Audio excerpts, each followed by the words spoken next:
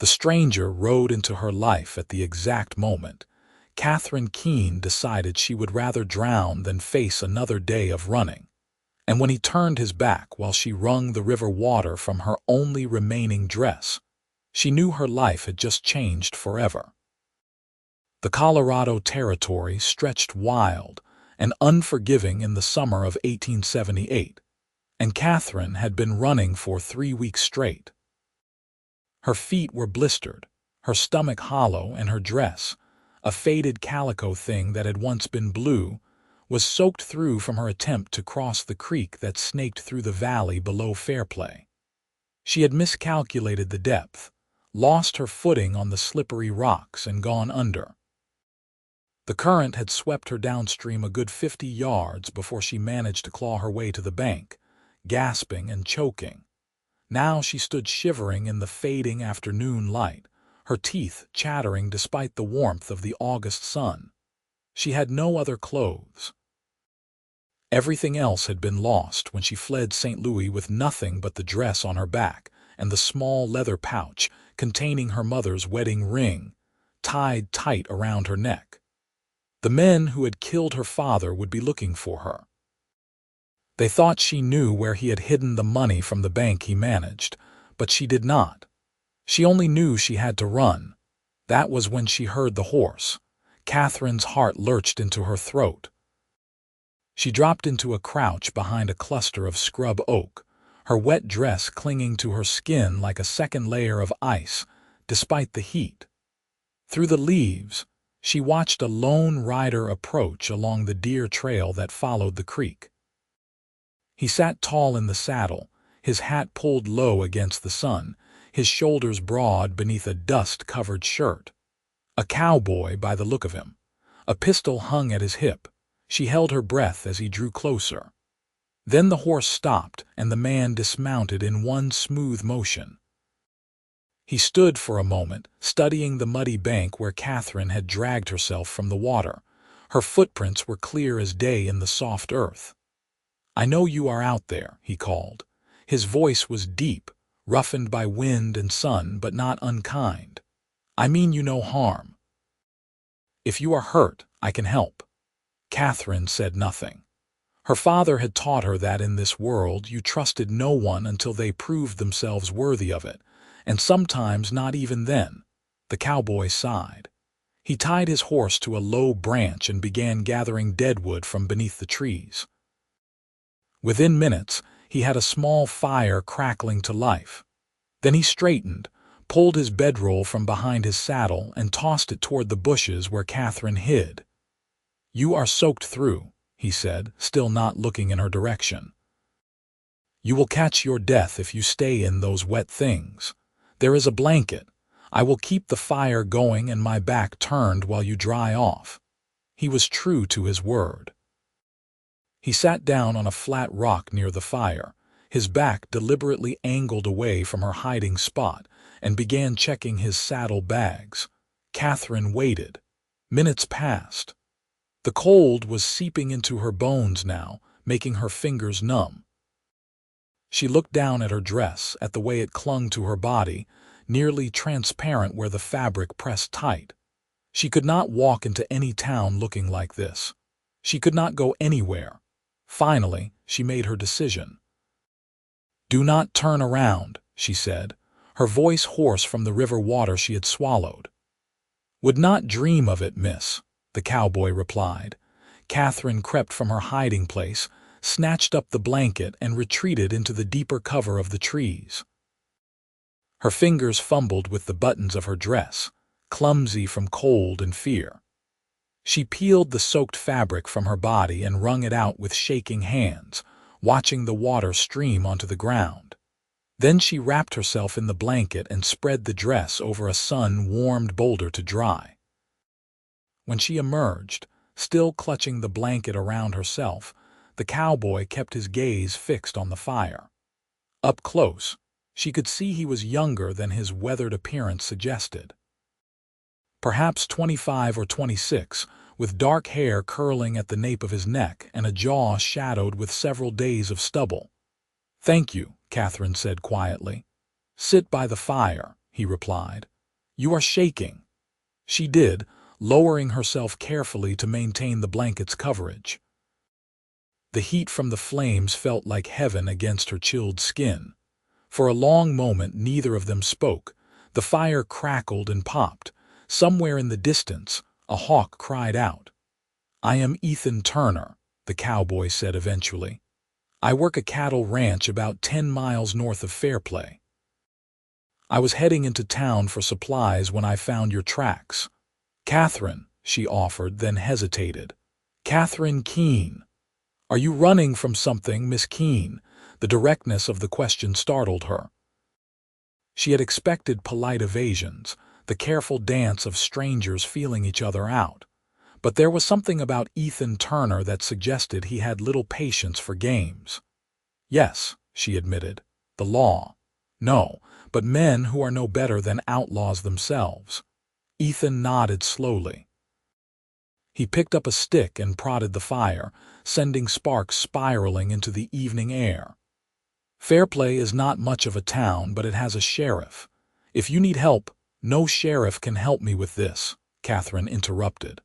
Her voice came out harder than she intended. "The men I am running from have money and influence. They will make me out to be the criminal, not them." "What did you do?" "I witnessed them murder my father." The words hung in the air between them, heavy and terrible. Ethan finally turned to look at her, and Katherine saw something shift in his expression. His eyes were gray-green, like the creek water in shadow, and they held a depth of understanding that made her throat tighten. "I am sorry," he said simply. Those two words, spoken with such genuine feeling, nearly undid her. Katherine blinked hard against the sudden burning in her eyes. She had not cried since she fled St. Louis. She had not allowed herself to. But something about this stranger's kindness, his willingness to help without question or judgment, cracked the walls she had built around her grief. "How long have you been running?" Ethan asked. 3 weeks, maybe longer. I lost track of the days." "Where are you trying to go?" "Anywhere they cannot find me." Ethan was quiet for a moment, thinking. Then he stood and moved to his horse, pulling a bundle from one of the saddle bags. He brought it back and held it out to her, still keeping his eyes averted. "It is a shirt," he said. "It will be too big, but it is dry and clean. When your dress is ready, you can change." Katherine took the shirt, her fingers brushing his for just an instant. The touch was electric, unexpected. She saw him register it too, saw the way his jaw tightened slightly before he turned away again.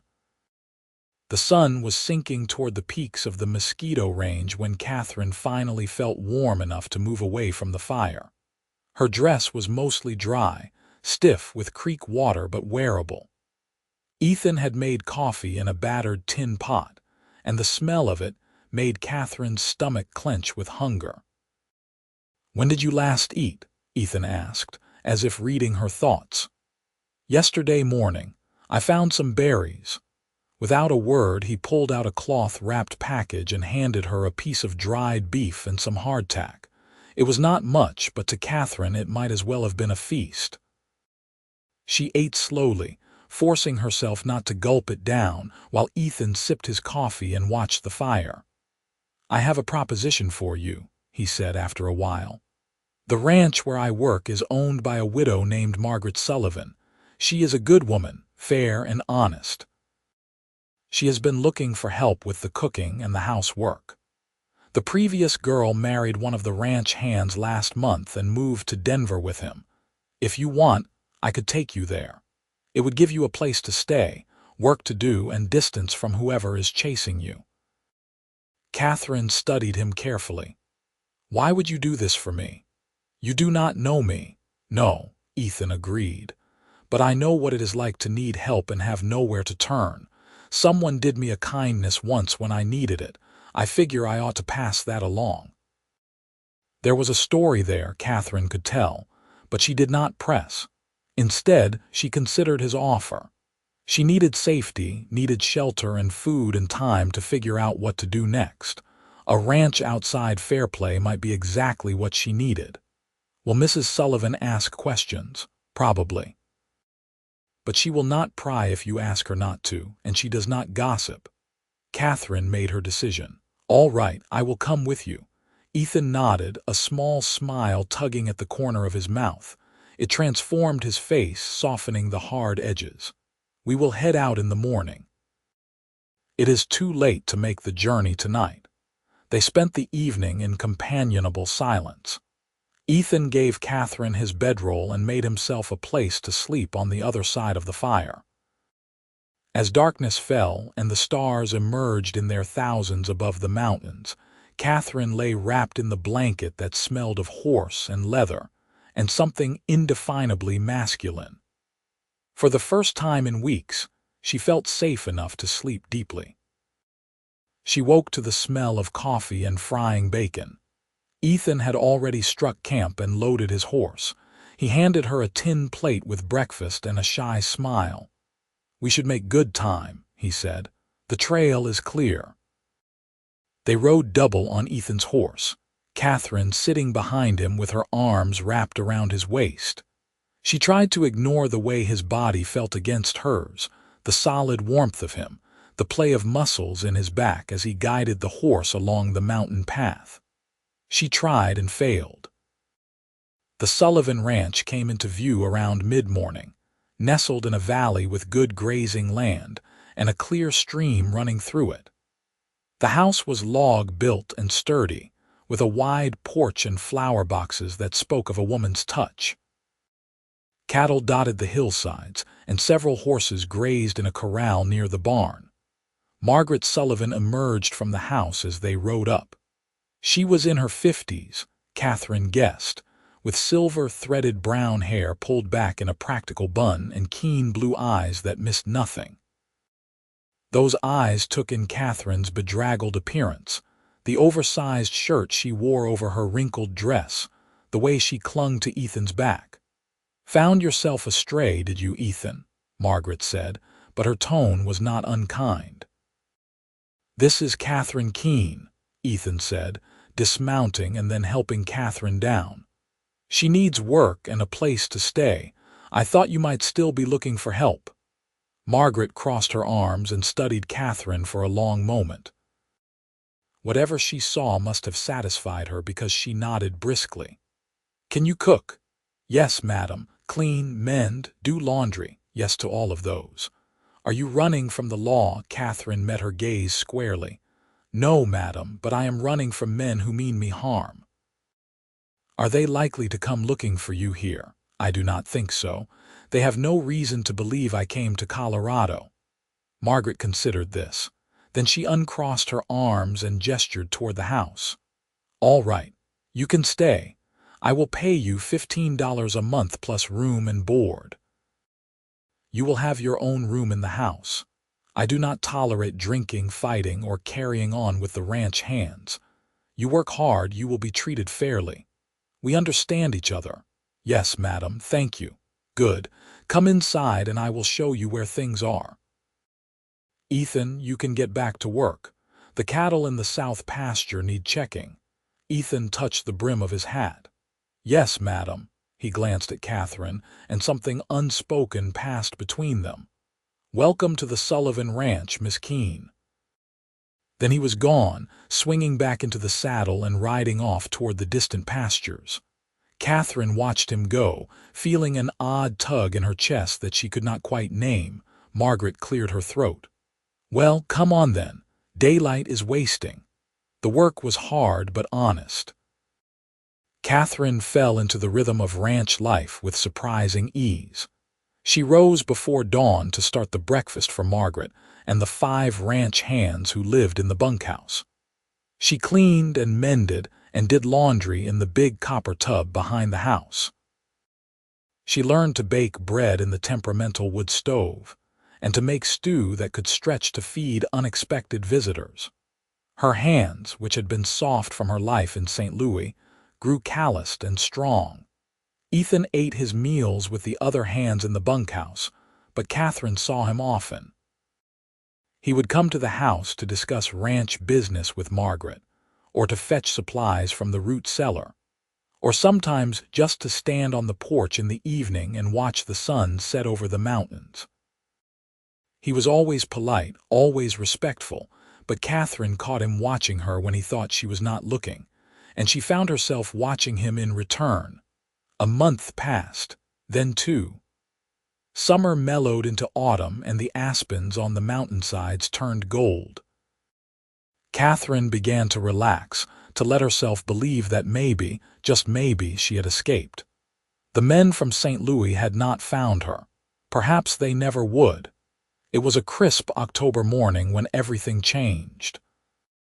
Katherine was in the kitchen, rolling out pie dough when she heard horses approaching. Multiple horses, moving fast. Her hand stilled on the rolling pin.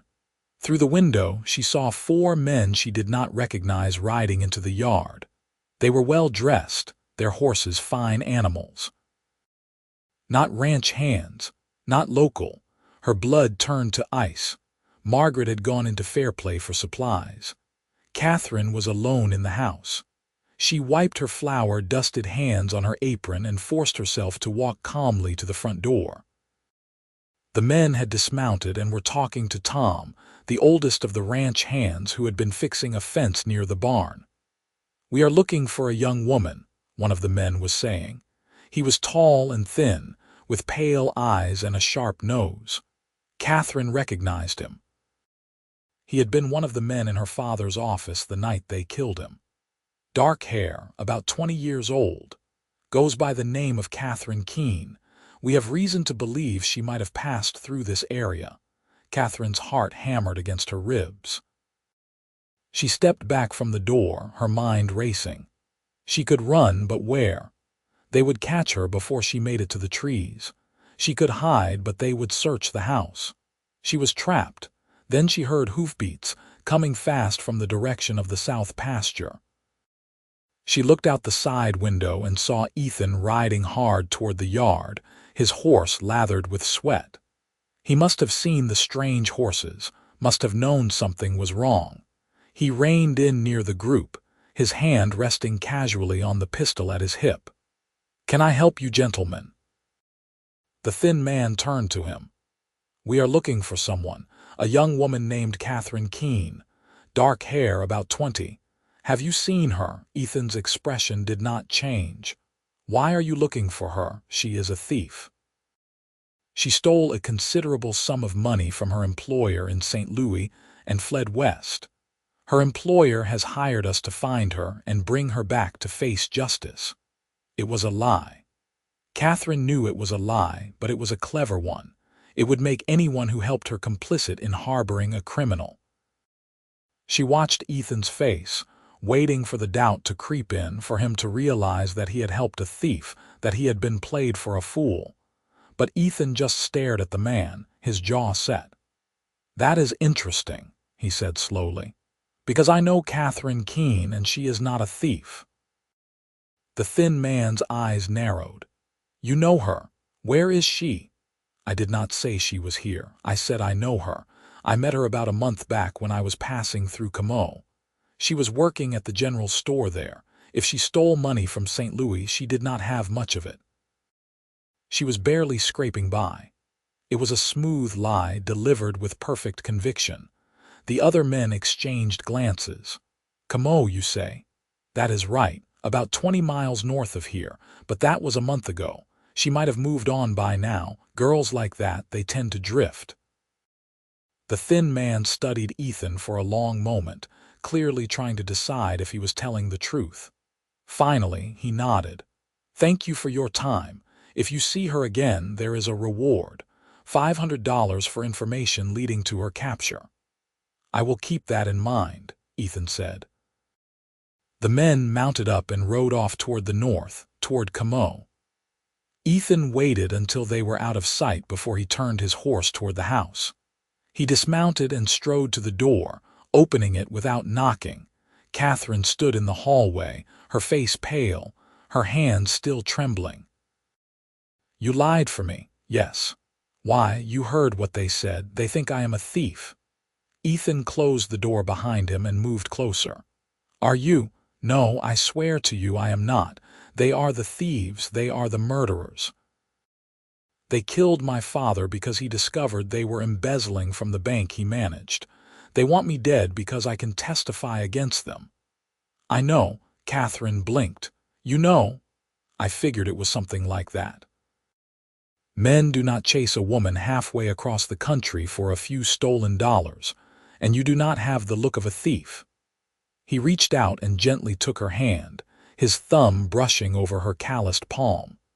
"You have the look of someone who has been hurt and is trying to survive." The tenderness in his touch and his words broke something loose inside Katherine. The tears she had been holding back for months finally came, hot and fierce. Ethan pulled her into his arms without hesitation, holding her while she cried against his chest. He smelled of sweat and horses and sun-baked earth, and it was the most comforting thing Katherine had ever known. "They will not give up," she said when she could speak again. "They will keep looking. Then we will keep you hidden. Margaret will help. So will the other hands." "You are one of us now." Katherine pulled back to look at him. "Why are you doing this? Why risk yourself for me?" Ethan's hand came up to cup her cheek, his touch infinitely gentle. "Because from the moment I saw you by that creek, soaked and shivering and still fighting, I knew you were someone special. Because when I look at you, I feel something I have not felt in a long time, maybe something I have never felt." Katherine's breath caught. "Ethan, you do not have to say anything," he said quickly. "I know this is not the time. I know you have bigger worries, but I wanted you to know that you are not alone." But Katherine shook her head. "You do not understand. I feel it too." The air between them changed, charged with something electric and inevitable. Ethan's gaze dropped to her lips. Katherine leaned in, closing the distance, and then they were kissing. It was soft at first, tentative, a question being asked and answered. Then Ethan's arms tightened around her and Katherine's hands fisted in his shirt, and the kiss deepened into something that made her forget about the men from St. Louis, forget about everything except the way Ethan made her feel. Safe, wanted, alive. They broke apart when they heard horses returning. Margaret was back from town, her wagon loaded with supplies. Ethan and Katherine stepped away from each other, both flushed and breathing hard. "We will figure this out," Ethan promised. "Together." Katherine nodded, unable to speak past the emotion welling in her throat. She had been alone for so long, fighting so hard just to survive. But maybe, just maybe, she did not have to fight alone anymore. When Margaret came into the house, Ethan told her everything. To Katherine's surprise, the older woman just listened quietly and then nodded. "You will stay here," Margaret said firmly. "Those men come back, we will tell them the same story Ethan did. And if they do not believe us, well, we have guns and we know how to use them. No one drives people off my land. No one." Over dinner that night, with all the ranch hands gathered around the table, Ethan explained the situation. Katherine waited for someone to object, to say it was too risky to harbor a fugitive, even a false one. But the men just looked at each other and then at her.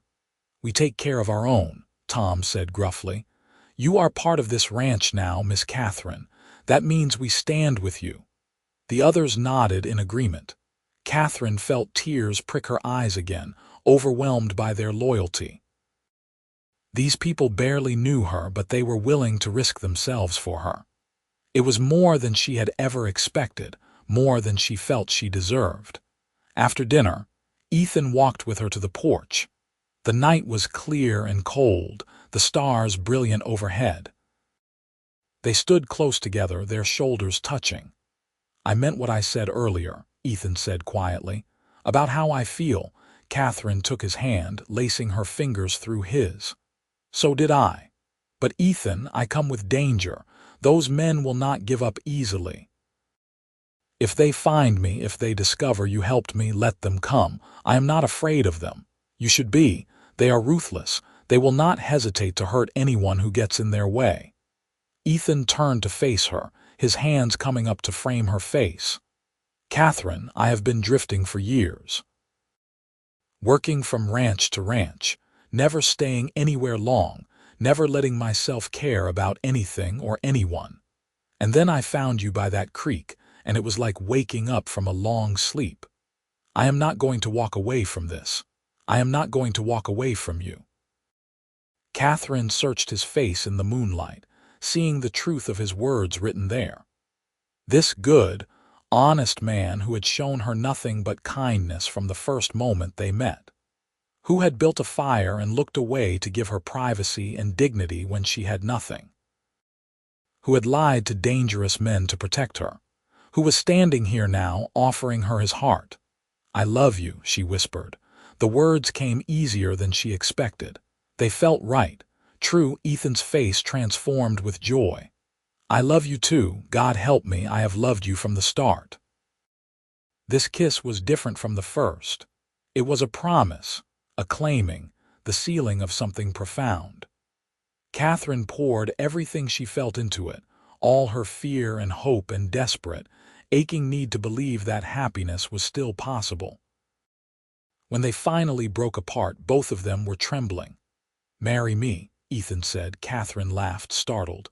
"What? Marry me? I know it is fast. I know we have only known each other a few months, but Katherine, I have never been more certain of anything in my life. Marry me." She should say no. She should tell him it was too dangerous, that she could not tie him to a woman who was being hunted. But looking into his eyes, feeling the strength of his arms around her, Katherine could not bring herself to refuse. Life was too short and too uncertain. Her father's death had taught her that, if she had a chance at happiness, she was going to take it.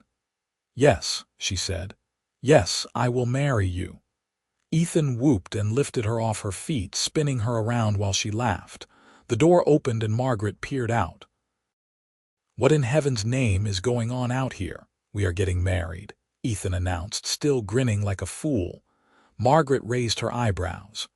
"Well, it is about time. I was wondering how long you two were going to dance around each other." She smiled, and it softened her stern features. "Congratulations, both of you." They were married 2 weeks later by the circuit preacher who came through Fairplay. It was a small ceremony, just Margaret and the ranch hands and a few townspeople who had befriended Katherine during her trips into town. She wore a simple dress that Margaret helped her sew from fabric bought at the general store. Ethan wore his best shirt and a new vest. He could not stop smiling. When the preacher pronounced them husband and wife, Ethan kissed her like he was claiming his place in the world, and Katherine kissed him back with everything she had. The small crowd cheered. Margaret wiped away tears she would later deny shedding. That night, in the small cabin that Ethan shared with Tom and another hand, which the other 2 men had graciously vacated for the evening, Ethan and Katherine came together as husband and wife. It was tender and awkward and beautiful, 2 people learning each other, giving themselves to each other completely. Afterward, they lay tangled together beneath rough wool blankets, Ethan's hand tracing idle patterns on Katherine's bare shoulder. "I am going to build us a house," he said. "A real house just for us. It might take a while, but I will do it. I want to give you a home, Katherine, a place where you feel safe." Katherine pressed her face against his chest, breathing in the scent of him. "I already feel safe. Anywhere with you is home." But even as she said it, she knew the danger was not over. The men from St. Louis were still out there, still looking, and eventually they would come back. Winter came to the Colorado high country with a vengeance. Snow piled deep in the valleys and the temperature plunged. The work on the ranch slowed but never stopped. Cattle had to be fed, water had to be hauled when the stream froze, firewood had to be cut and stacked. Katherine and Ethan moved into a small addition that Margaret had built onto the main house, a room of their own with a pot-bellied stove and a real bed. It was not much, but it was theirs. Katherine discovered she was pregnant in January. She told Ethan one evening after dinner, pulling him aside with shaking hands and a racing heart. For a moment he just stared at her. Then his face broke into the widest smile she had ever seen. "A baby," he breathed. "We are going to have a baby. Are you happy?" "Happy." "Katherine, I am terrified and thrilled and amazed all at once." "Yes, I am happy. I am so happy I could shout it from the mountains." He did not quite do that, but he did tell everyone at the ranch, and they celebrated with a special dinner and toasts of Margaret's elderberry wine.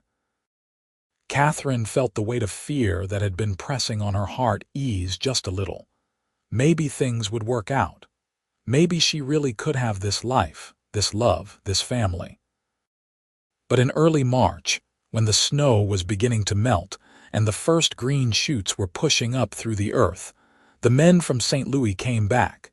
Katherine was hanging laundry in the yard when she saw them.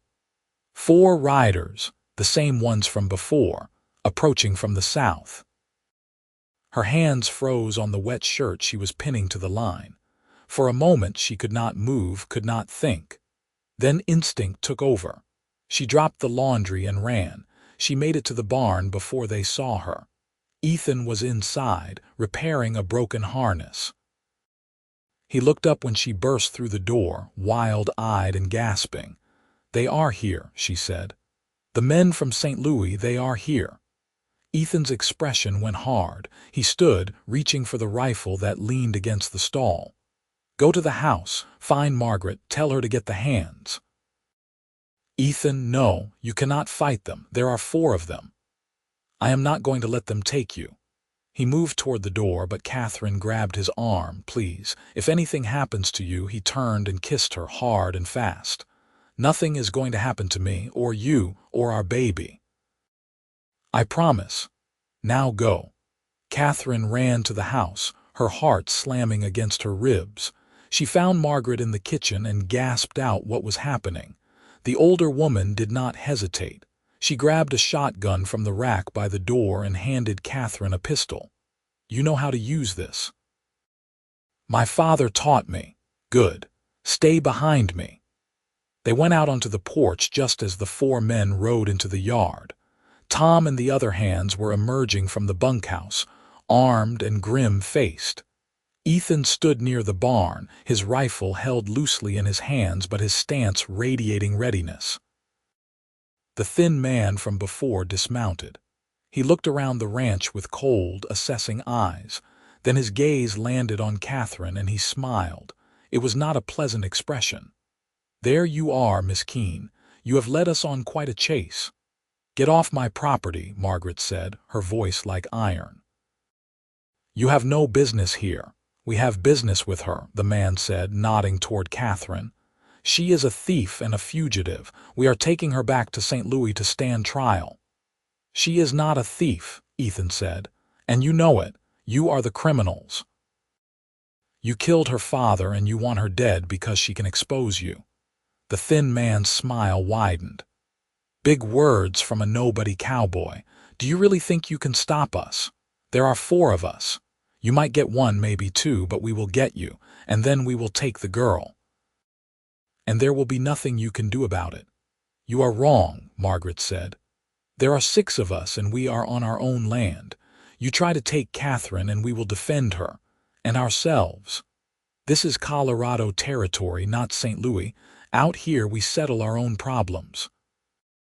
For a moment, no one moved. The tension in the air was so thick Katherine could barely breathe. Then one of the other men, younger than the leader and clearly nervous, shifted in his saddle. "Maybe we should just leave," he said.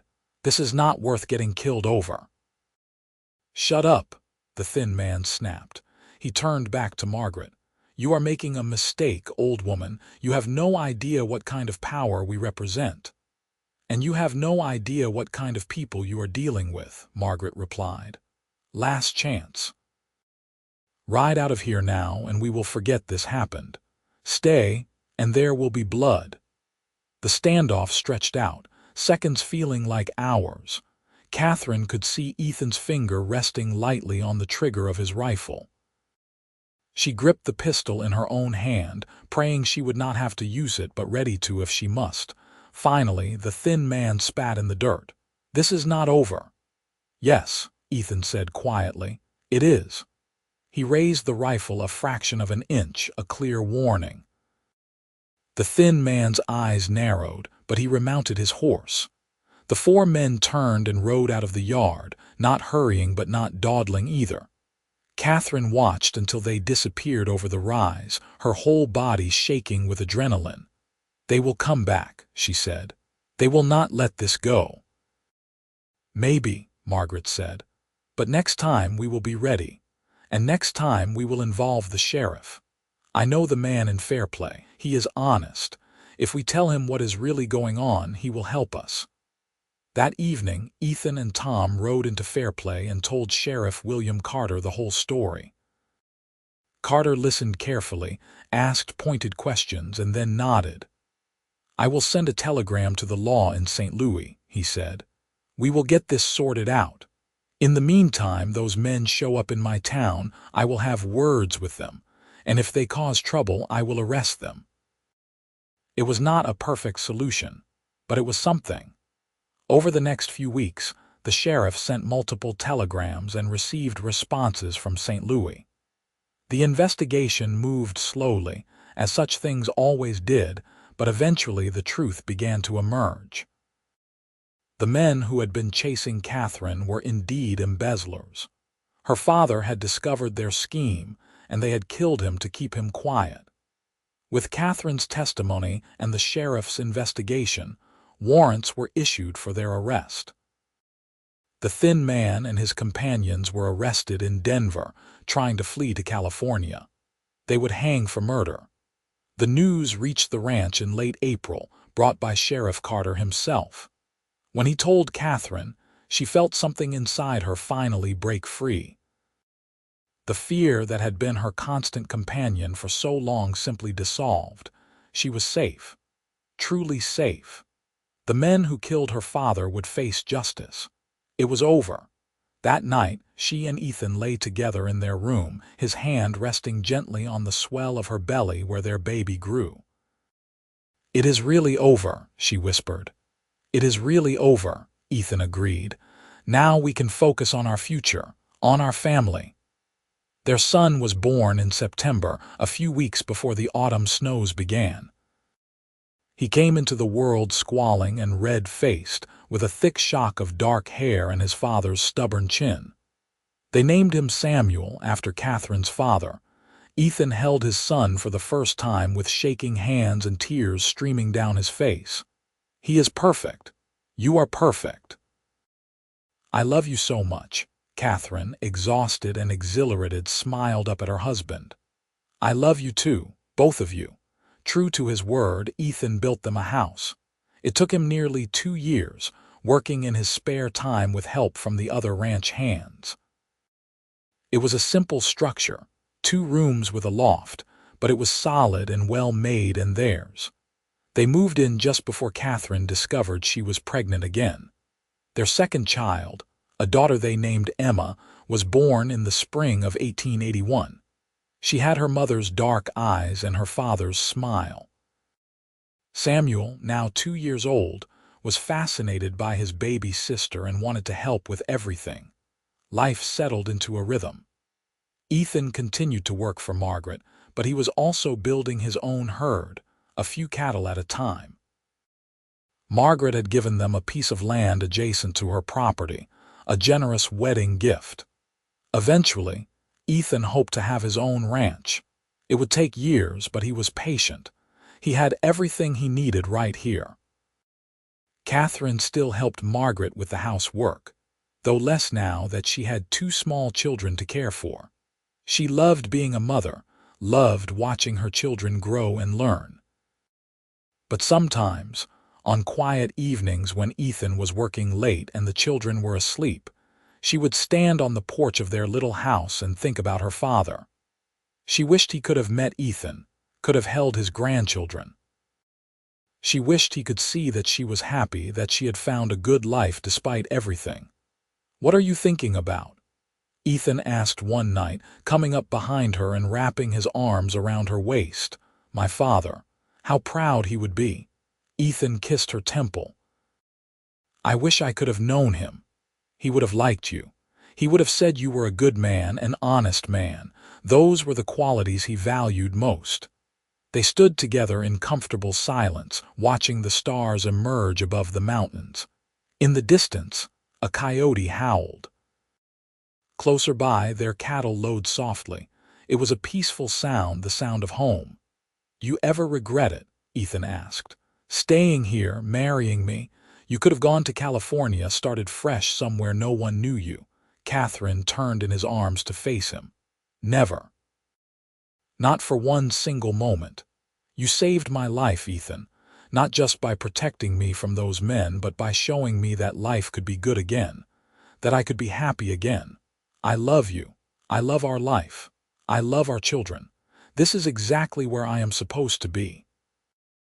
Ethan's smile was soft and full of affection. I am the one who got saved. I was drifting before I met you, just going through the motions. You gave me purpose, a reason to build something, to put down roots. I am a better man because of you. We saved each other then. I suppose we did. The years passed in a blur of work and laughter and love. Samuel grew tall and strong, following his father everywhere, learning to ride and rope and care for cattle. Emma was quieter, more thoughtful, but she had a stubborn streak a mile wide. A third child, another boy they named Jacob, arrived in 1883. The house that had seemed so spacious suddenly felt cramped with 3 energetic children running through it. We are going to need an addition, Katherine said one evening, surveying the chaos of toys and clothes and various child-related debris. Ethan laughed. I will start on it next spring. Margaret passed away peacefully in her sleep in the winter of 1884. She left the ranch to Ethan, with the stipulation that Tom and the other hands would always have a place there if they wanted it. Ethan was humbled by her trust, by her generosity. He worked harder than ever to honor her legacy, to make the Sullivan Ranch thrive. Katherine found Margaret's journals while cleaning out the main house. The older woman had written faithfully every day, recording the details of ranch life, her thoughts and feelings.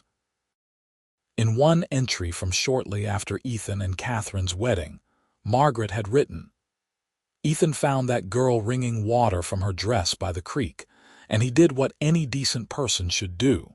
He helped her without asking for anything in return. Now they are married, and I have never seen two people more suited to each other. She has brought light back into his eyes, and he has given her safety and love. It reminds me of my own marriage, all those years ago. I am grateful to have witnessed it. Katherine cried when she read that passage. She tucked the journals away carefully, preserving them for her children and grandchildren. They were a record of a life well lived, of kindness and strength, and the bonds that held people together. By 1890, the Turner Ranch, as it was now called, had grown considerably. Ethan had a good-sized herd and had hired 2 hands of his own. Samuel, now 11, was already doing a man's work. Emma, at 9, kept the household accounts with a precision that astounded her parents. Jacob, 7, was the wild one, always getting into mischief, but charming enough that he rarely got in serious trouble. Katherine stood in the doorway of their expanded house one autumn evening, watching her family. Ethan was teaching Samuel how to repair a saddle. Emma was reading to Jacob from a book of adventure stories. The fire in the hearth crackled warmly. Outside, the aspens were gold against the darkening sky. This was her life. This family, this home, this land. It had started with a moment of desperate vulnerability, with her wringing water from her only dress while a stranger built her a fire and looked away. From that single act of kindness, everything else had grown. She thought about the girl she had been, running scared across the Colorado wilderness. She barely recognized herself in that frightened, desperate creature. That girl had been broken by loss and terror, but she had also been strong enough to keep going, to survive, to accept help when it was offered. And Ethan. Her Ethan, who had given her everything without asking for anything in return, who had stood up to dangerous men to protect her, who had loved her when she felt unlovable, who had built her a home and a family and a future. "Come sit down," Ethan called to her. "You have been on your feet all day." Katherine smiled and crossed the room to sit beside him. He put his arm around her shoulders and she leaned into his warmth, feeling the solid, reassuring presence of him. After all these years, he still made her feel safe. He still made her feel loved. "What were you thinking about?" he asked, pressing a kiss to the top of her head. "How lucky I am." "I am the lucky one. We can both be lucky," Ethan chuckled. "Fair enough." They sat together, surrounded by their children, and Katherine felt a deep contentment settle over her. Life had not been easy. There had been fear and loss and hardship. But there had also been so much love, so much joy. She would not change any of it. Years continued to pass with the steady rhythm of ranch life. Samuel married a girl from town in 1898, and they built a house on the far corner of the Turner property. Emma went to Denver for schooling and came back with a teaching certificate and a husband, a lawyer named David, who loved her sharp mind and sharper wit. Jacob eventually settled down and married as well, taking over the day-to-day running of the ranch, so Ethan could finally slow down a bit. Grandchildren arrived, a whole new generation of Turners. Katherine loved being a grandmother, loved the chaos and noise and endless questions. Ethan built swings and carved wooden toys and told stories about the old days. He was grayer now, his face more lined, but to Katherine he was as handsome as the day she met him. On their 20th wedding anniversary, Ethan took Katherine back to the creek where they had first met. They rode double on his horse, just like that first day, and Katherine wrapped her arms around his waist and breathed in the familiar scent of him. The creek looked much the same. The water still ran clear and cold over the rocks. The aspens still whispered in the breeze. Ethan dismounted and helped Katherine down, then led her to the spot where he had built the fire. "I stood right here," he said. "And you were over there, hiding in the bushes. I could not see you, but I knew you were scared. I wanted to help, but I did not want to frighten you more. So I built the fire and turned my back." "That was the moment I started to fall in love with you," Katherine said. "When you gave me your blanket and looked away. You treated me with dignity when I had nothing. I will never forget that." Ethan pulled her into his arms. "I fell in love with you the moment I saw you. I just did not realize it yet. You were soaked and shivering and still trying to be brave. You took my breath away." They kissed there by the creek, the same way they had kissed 1,000 times before. But this kiss felt special, weighted with memory and meaning. When they pulled apart, both of them were smiling. "Thank you," Katherine said. "For what?" "For everything. For saving me, for loving me, for building this life with me." "Thank you for saying yes," Ethan replied. "For trusting me. For being the best partner, the best wife, the best mother I could have asked for." They stayed by the creek for a long time, talking and remembering. Then they rode home together as the sun set over the mountains, painting the sky in shades of gold and pink. As they grew older, Ethan and Katherine spent more time in the rocking chairs on their porch, watching their grandchildren play in the yard. Ethan's hands were gnarled with arthritis now, but Katherine would still reach over and take his hand, lacing their fingers together the way she had done for decades. "Tell us the story again, Grandma," the children would beg. "Tell us about how you and Grandpa met." And Katherine would smile and begin the tale. She never tired of telling it, of remembering that pivotal moment when a kind stranger had changed the course of her life. She would describe the cold water of the creek, the warmth of the fire, the blanket that smelled of leather and adventure. She would talk about how scared she had been and how Ethan had made her feel safe, how he had built that fire and looked away, giving her privacy and dignity when she needed it most. The grandchildren would listen with wide eyes, as enchanted by the story as if they were hearing it for the first time. And when Katherine finished, Ethan would always add, "Best decision I ever made, stopping at that creek." "Best decision I ever made, accepting your help," Katherine would reply. And they would smile at each other, these two people who had found each other in the wilderness and built something beautiful together. Ethan passed away peacefully in the spring of 1915, with Katherine holding his hand and their children and grandchildren gathered around. His last words were, "I love you. I have always loved you." Katherine lived for another 5 years, spending her days surrounded by family and memories. She never remarried. How could she when her heart belonged so completely to Ethan? Instead, she poured her love into her children and grandchildren, teaching them about kindness and courage and the importance of helping those in need. When her time came, she went quietly in her sleep. Her grandchildren found her in the morning, sitting in her rocking chair on the porch, a peaceful expression on her face. In her lap was a folded blanket, old and worn but carefully preserved. The same blanket Ethan had given her that day by the creek. They buried her next to Ethan on a hillside overlooking the ranch, with a view of the mountains and the creek where their story had begun. At the funeral, Samuel stood up to speak. He was an old man himself now, with silver hair and deep lines in his face, but his voice was strong. "My mother used to tell us that life could change in an instant," he said. "That one act of kindness could alter everything. My father proved that when he stopped to help a stranger in need. He did not know who she was or what she was running from. He just knew she needed help and he gave it. From that one decision, all of this came." He gestured to the assembled crowd, dozens of children and grandchildren and great-grandchildren. A family, a legacy, a love story that lasted over 30 years. My parents taught us that the most important thing in life is how we treat each other. They taught us to be kind, to be brave, to stand up for what is right even when it is hard. They taught us what it means to love someone completely. I hope we have all learned those lessons well.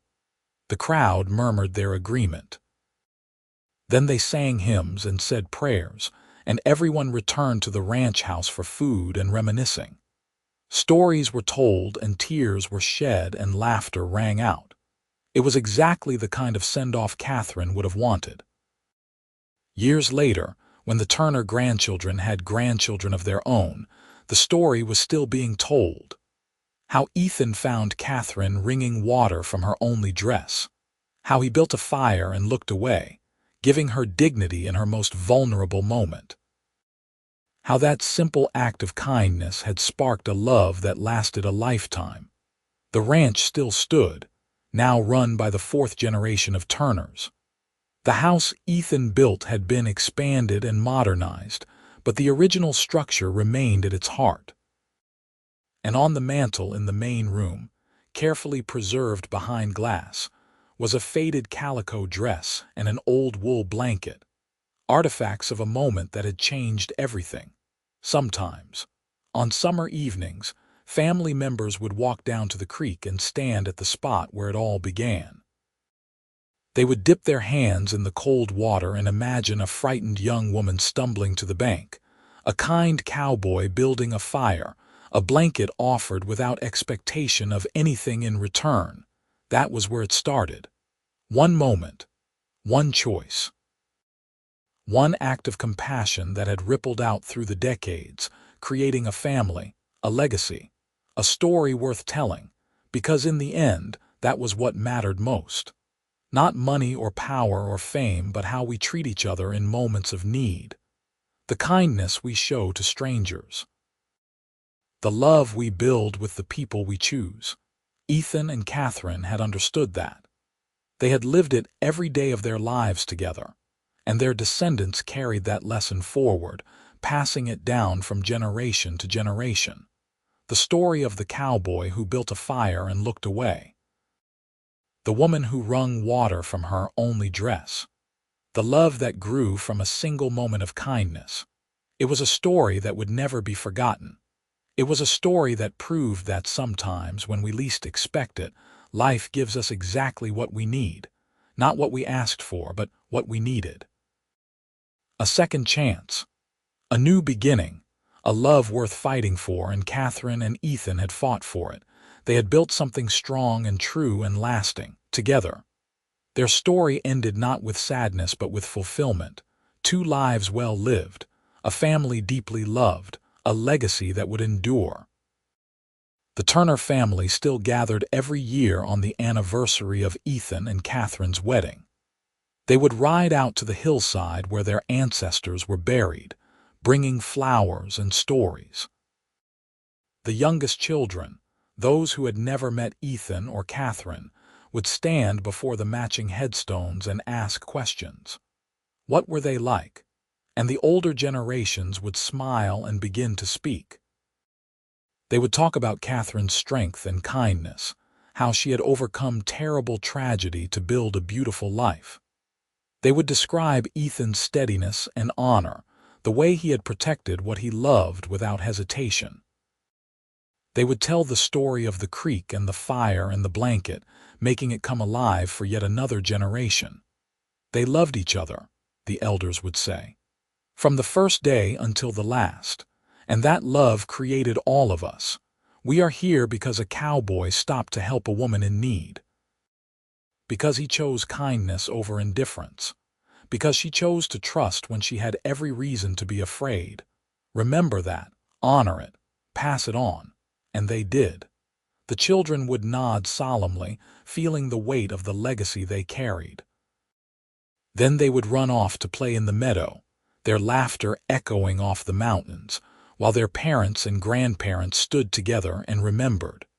Remembered two people who had found each other against all odds, who had built something lasting from a single moment of compassion, who had proved that love, real love, could weather any storm. The sun would set over the Colorado peaks, painting the sky in brilliant colors. The aspens would rustle in the breeze.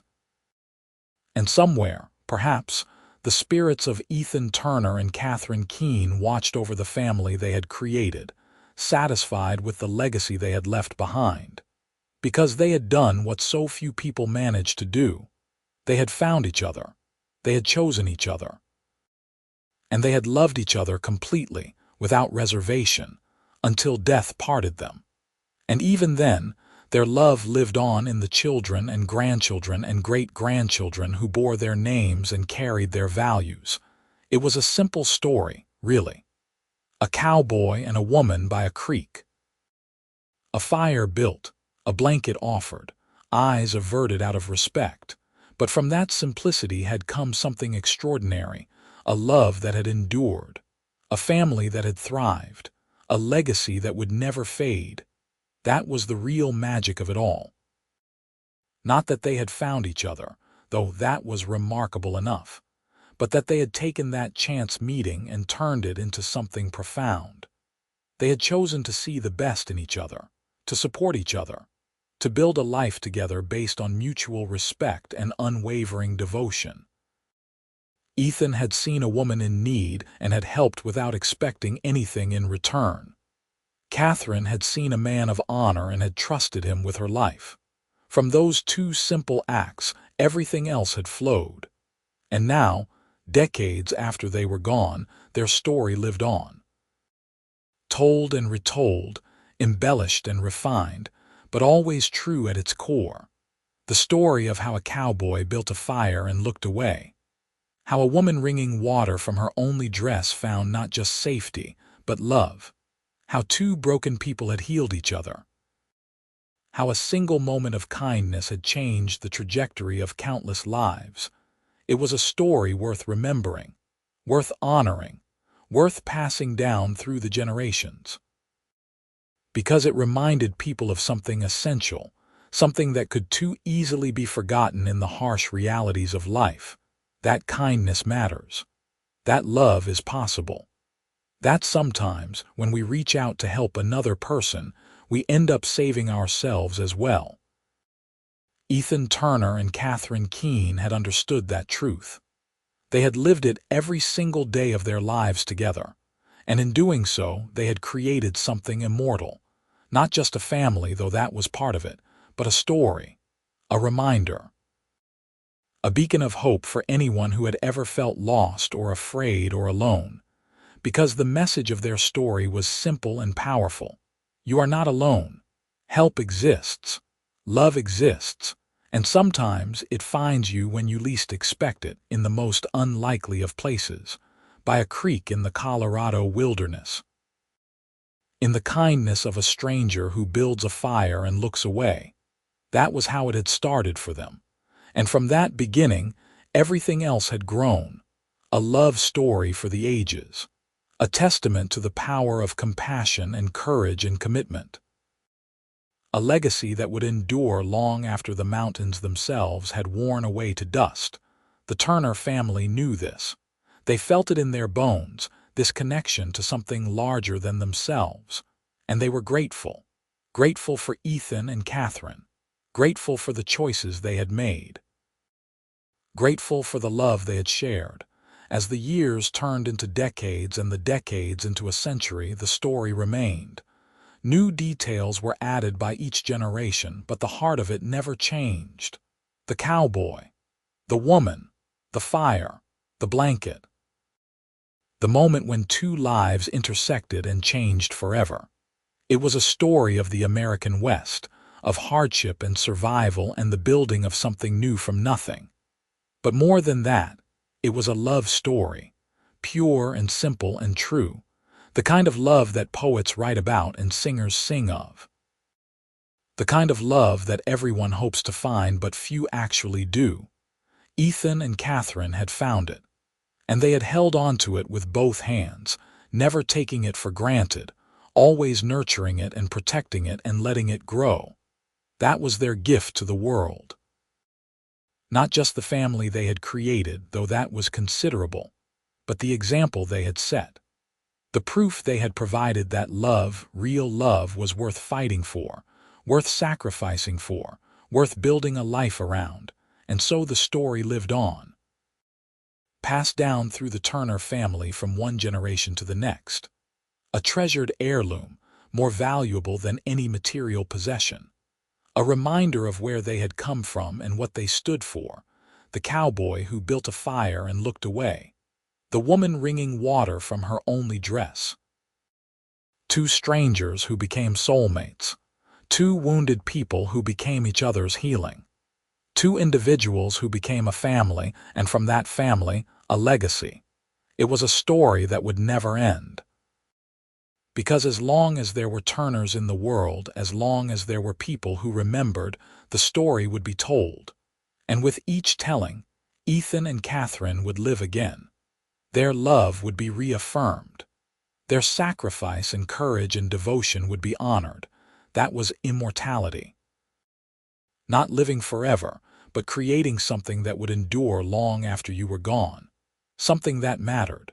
Something that made the world a better place. Ethan Turner and Katherine Keane had done that. They had taken a moment of crisis and turned it into a lifetime of love. They had faced down danger and fear and uncertainty, and they had emerged victorious. Not because they were perfect, but because they were committed. To each other. To their family. To the life they were building together, and in the end, that commitment had made all the difference. It had carried them through the hard times and magnified the good times. It had given them strength when they were weak and hope when they were despairing. It had been their foundation and their compass and their greatest joy. That was what love could do when it was real. When it was chosen and nurtured and protected. It could transform lives. It could create legacies. It could change the world, one person at a time. One act of kindness at a time, one moment of courage at a time. That was how it worked. That was how Ethan and Katherine had built their life. And that was how their descendants continued to live, carrying forward the values and the love that had started it all, by a creek in Colorado, with a fire and a blanket and a choice, to help, to trust, to love. That was how it had begun. And that truly was how it would never end.